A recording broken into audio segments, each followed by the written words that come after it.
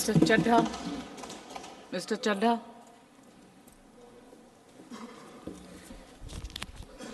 क्या बीजेपी भारत देश में निष्पक्ष चुनाव खत्म करना चाहती है? क्या भाजपा की सरकार लोकतंत्र की कोई अहमियत नहीं समझती? क्या भाजपा की सरकार के लिए संवैधानिक संस्थाओं की कोई अहमियत नहीं है? क्या भाजपा सरकार हर संवैधानिक संस्था को अपनी कठपुतली बनाना चाहती है? क्या भाजपा सरकार सुप्रीम कोर्ट के फैसले की कोई सम्मान नहीं करती, उसकी कोई अहमियत नहीं समझती? ये कुछ सवाल हैं जो बिल पढ़ने के बाद मेरे जहन में आए, और वो इसलिए आए क्योंकि इस बिल के माध्यम से ये सरकार चुनाव आयोग को पूरी तरीके से अपने नियंत्रण में लेना चाहती है, यानी कि चुनाव आयोग पे पूर्ण कब्जा चाहती है। मैम, चुनाव आयोग के 3 सदस्य होते हैं, एक मुख्य चुनाव आयुक्त यानी कि चीफ इलेक्शन कमिश्नर और 2 अतिरिक्त इलेक्शन कमिश्नर्स। इनकी चयन और नियुक्ति इस बिल के माध्यम से पूरी तरीके से सरकार के हाथों में आ जाएगी, और वे जिसको चाहें, चाहे वो पार्टी का शख्स हो, यस मैन हो, पार्टी मैन हो, जिस मर्जी को चाहें वे चुनाव आयुक्त बना सकते हैं।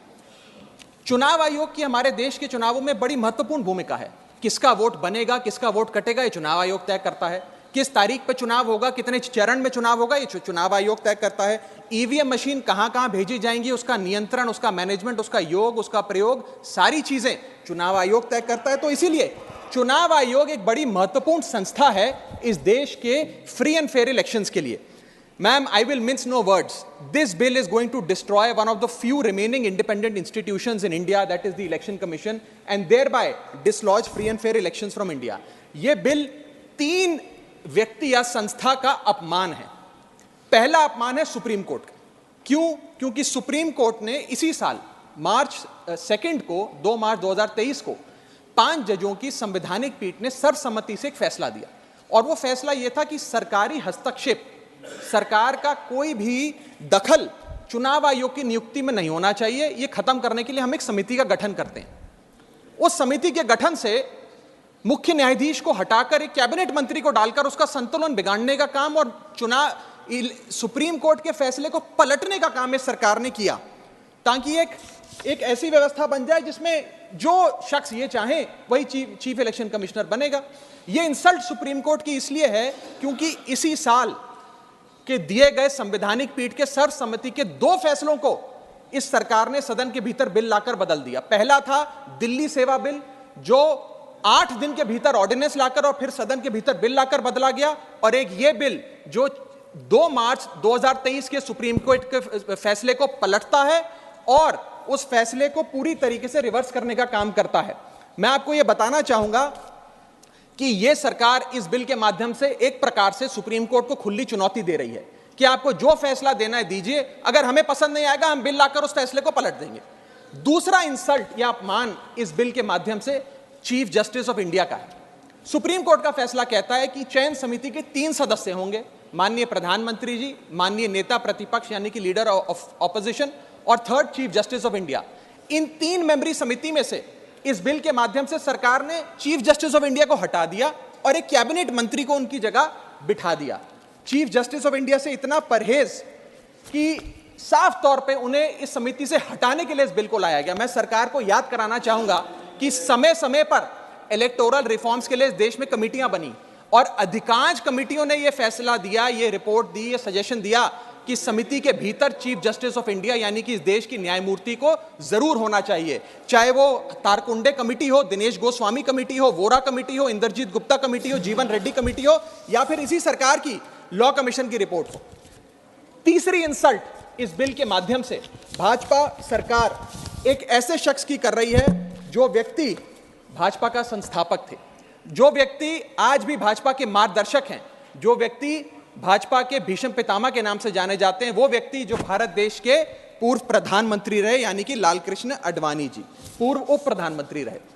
मैम, 2 जून 2012 को, और मैं राज्यसभा के पटल पे इस लेटर को रखूंगा, 2 जून 2012 को माननीय लालकृष्ण आडवाणी जी ने उस समय के प्रधानमंत्री डॉक्टर मनमोहन सिंह को पत्र लिखकर कहा कि चुनाव आयोग की जो भूमिका है चुनावों में बड़ी महत्वपूर्ण है, उसकी नियुक्ति पर एक बहुत बड़ा संदेह, प्रश्न चिन्ह लगा हुआ है, और उसकी नियुक्ति सरकार के हाथ में नहीं होनी चाहिए। और वो लिखते हैं, the present system whereby members to the election commission are appointed solely on the advice of the prime minister does not evoke confidence in the people.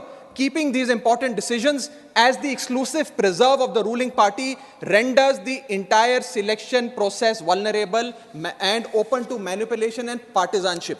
और वो कहते हैं कि समिति 5 सदस्यों की हो जो सीईसी की चयन करे, उनकी नियुक्ति करे, जिसमें प्रधानमंत्री हो, जिसमें लीडर ऑफ ऑपोजिशन लोकसभा हो, जिसमें लीडर ऑफ ऑपोजिशन राज्यसभा हो, जिसमें चीफ जस्टिस ऑफ इंडिया हो और कानून मंत्री हो। यानी कि 2 सदस्य सरकार के, 2 सदस्य ऑपोजिशन के और 1 न्यायपालिका के। ये समिति बड़ी अच्छी है।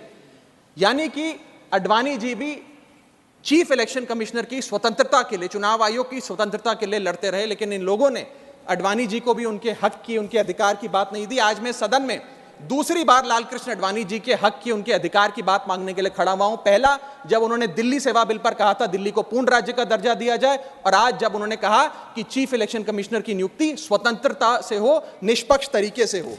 आगे मैं 3 महत्वपूर्ण कारण बताना चाहूंगा मैडम, जिसके चलते ये बिल को आज मैं और मुझे लगता है समस्त विपक्ष अपोज करता है। पहला कि ये बिल पूरी तरीके से इलीगल है, गैर कानूनी है, और वो इसलिए है क्योंकि you can not reverse a supreme court judgment without changing the very basis of it. यानी कि अगर आपको सुप्रीम कोर्ट के फैसले को पलटना है तो सुप्रीम कोर्ट जिस फैसले को देते हुए जिस आधार को रेफर करता है, आपको उस आधार को बदलना पड़ेगा। आप सीधा फैसला नहीं पलट सकते। लेकिन इन लोगों ने सुप्रीम कोर्ट के फैसले की मूलभूत भावना को इस बिल के माध्यम से चोट पहुंचाने की कोशिश करी है और निष्पक्षता को चुनाव आयोग की भंग किया है। दूसरी कारण क्यों ये बिल गैर का, इसलिए क्योंकि ये बिल बेसिक स्ट्रक्चर, माइक, मेरा माइक चला गया, क्योंकि ये bill basic structure of the constitution के खिलाफ है। Basic structure of the constitution है free and fair elections, basic structure of the constitution है निष्पक्ष चुनाव और डेमोक्रेसी। अगर बायस्ड इलेक्शन कमीशन होगा तो चुनाव भी बायस्ड होगा। अगर गैर निष्पक्ष तरीके से चुनाव आयोग चुना जाएगा तो हिंदुस्तान में चुनाव भी गैर निष्पक्ष तरीके से होंगे। इसीलिए यह basic structure of the constitution को भी पूरी तरीके से वायलेट करता है। मैं आगे बताना चाहूंगा कि दूसरा महत्वपूर्ण कारण क्यों यह बिल एक प्रकार से सरकार के हाथ में चुनाव आयोग का पूरा नियंत्रण दे देता है। Why is the selection committee biased in the favour of the government? Supreme court ने कहा 3 मेंबरी समिति होगी जो तय करेगी कि चुनाव आयोग में कौन कौन बैठेगा, प्रधानमंत्री, लीडर ऑफ ऑपोजिशन और चीफ जस्टिस ऑफ इंडिया।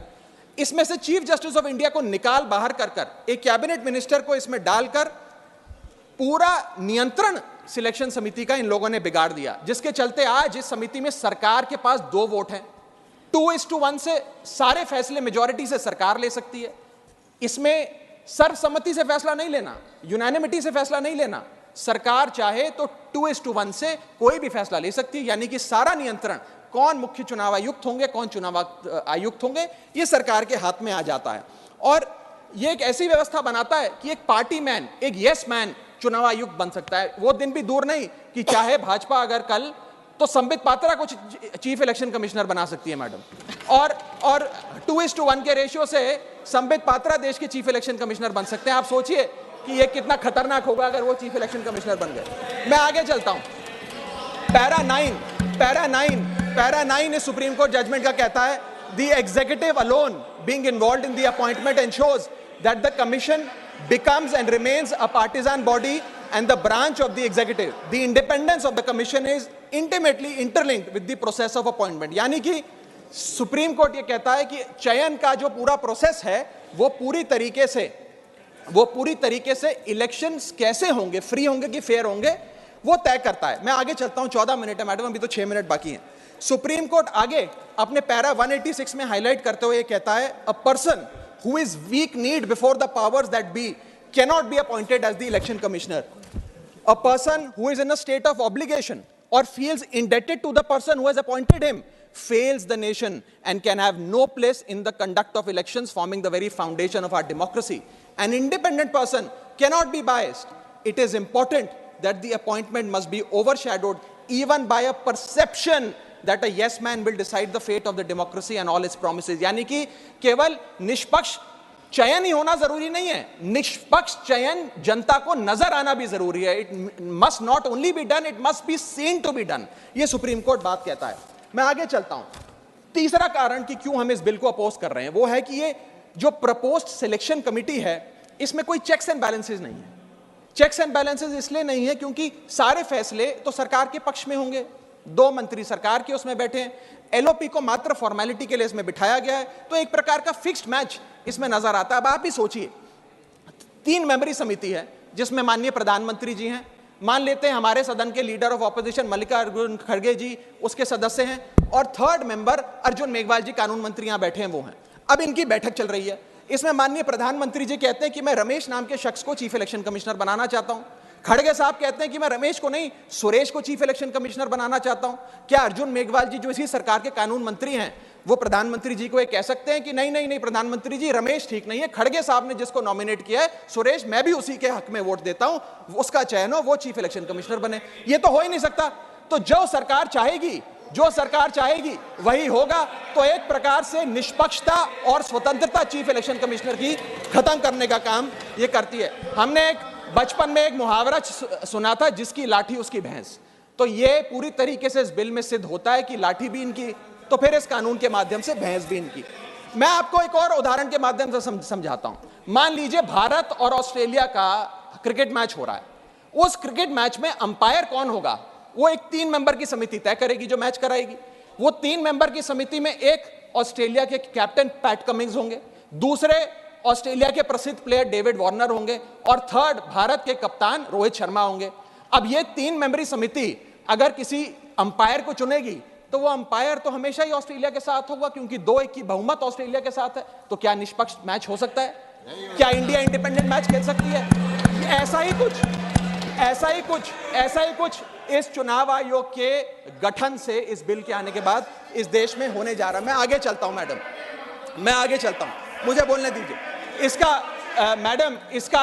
माध्यम, मैडम मुझे बोलने दीजिए, मुझे डिस्टर्ब ना करें।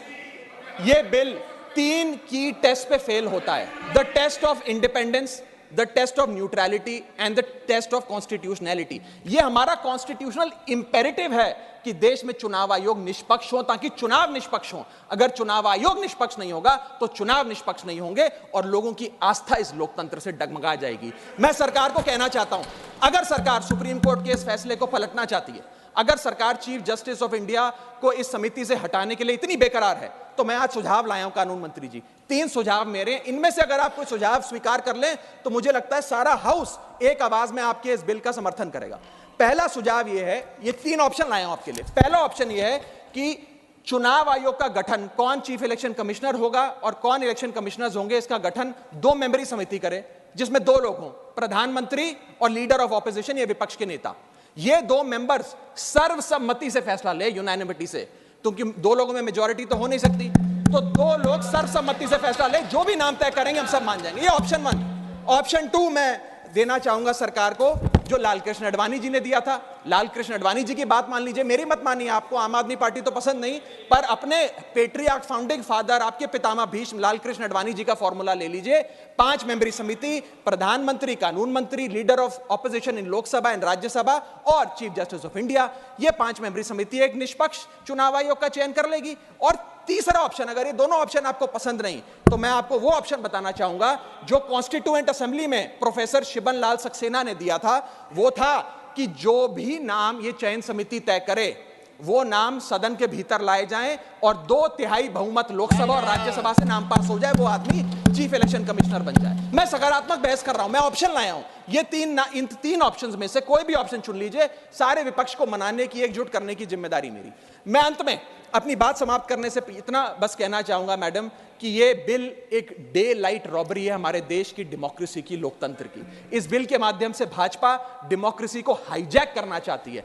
And I on behalf of the आम आदमी party oppose this bill, vehemently oppose this bill, because this bill will ensure that India, which is today known as the mother of democracy, will tomorrow unfortunately be known as for mockery of democracy. Mother of democracy से mockery of democracy तक का सफर आप इस bill के माध्यम से तय करने जा रहे हैं। मैं हाथ जोड़कर आपसे विनती करूंगा, इस बिल को वापस लीजिए। लोगों की देश के लोकतंत्र में बहुत आस्था है, उस आस्था से खिलवाड़ करने का काम मत कीजिए। बहुत बहुत शुक्रिया। जय हिंद, जय भारत।